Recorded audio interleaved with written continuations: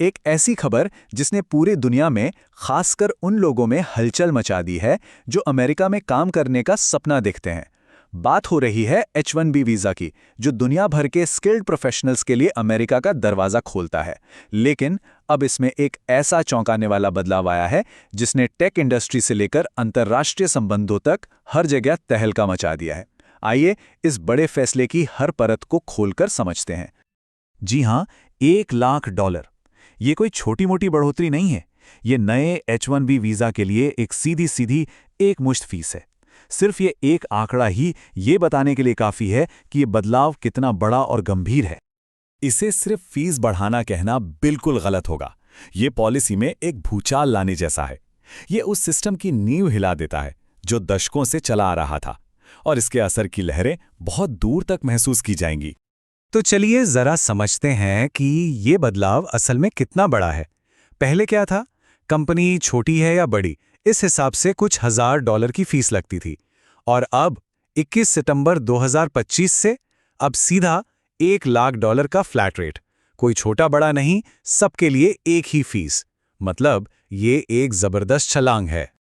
और कमाल की बात देखिए, इसे लागू करने की स्पीड।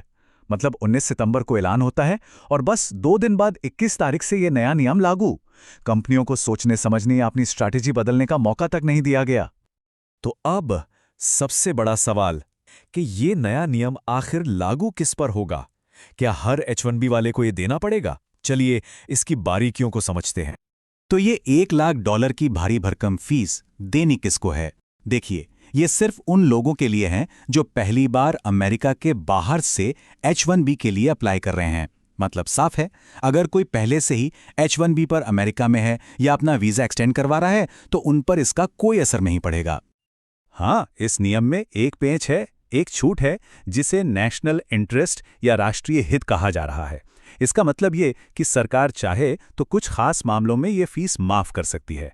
लेकिन वो खास मामले कौन से होंगे, ये अभी तक किसी को नहीं पता। सब कुछ धुंधला है।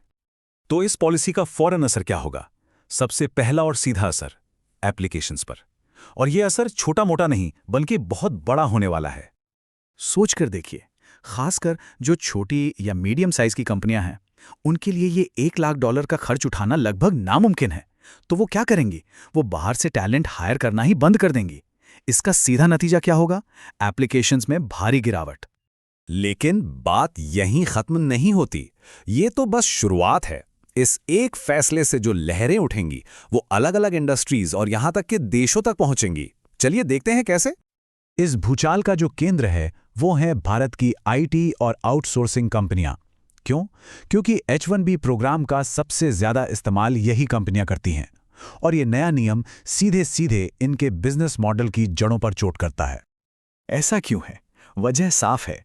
H-1B वीज़ा पर अमेरिका जाने वालों में सबसे बड़ी संख्या भारतीय प्रोफेशनल्स की होती है। इन कंपनियों का पूरा काम ही इस पर टिका है कि वो अपने स्किल्ड लोगों को अमेरिका में प्रोजेक्ट्स पर भेजें। अब जाहिर है, ये नया नियम उनके पूरे बिजनेस के लिए ही एक बहुत बड़ा खतरा बन गया है। लेकिन ये मत सोचिए कि इसका असर सिर्फ भारतीय कंपनियों पर होगा। सिक्के का दूसरा पहलू भी है। ये नियम खुद अमेरिकी कंपनियों के लिए भी एक बड़ी मुसीबत बनने वाला है, जो दुनिया भर से बेस्ट टैलेंट लाने पर निर्भर करती हैं। अमेरिकी कंपनियों के लिए ये एक डोमिनो इफेक्ट जैसा हो सकता है। देखिए कैसे।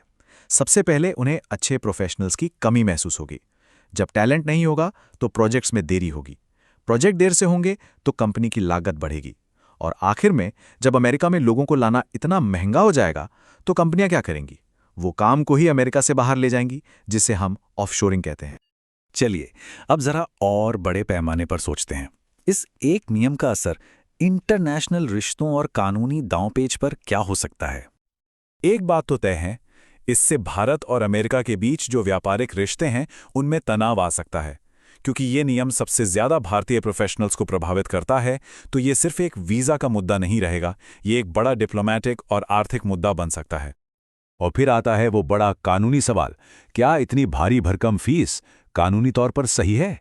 क्या ये टिक पाएगी? इस पर एक बड़ी बहस छिड़ सकती है कि क्या ये फैसला अमेरिका के अपने ही आर्थिक हितों में है, और हो सकता है इसे अदालतों में चैलेंज भी किया जाए। तो आखिर में हम इस एक बुनियादी सवाल पर आकर रुक जाते हैं। ये पॉलिसी आखिर है किस लिए? क्या इसका मकसद अमेरिकी नौकरियों को बचाना है, या फिर ये दुनिया भर से आने वाले बेस्ट टैलेंट के रास्ते में एक ऐसी दीवार खड़ी कर रही है जो आखिर में अमेरिका के ही इनोवेशन और ग्रोथ को नुकसान पहुंचाएगी? इसका जवाब जो भी हो, वो अमेरिका के आने वाले कल की तस्वीर तय करेगा।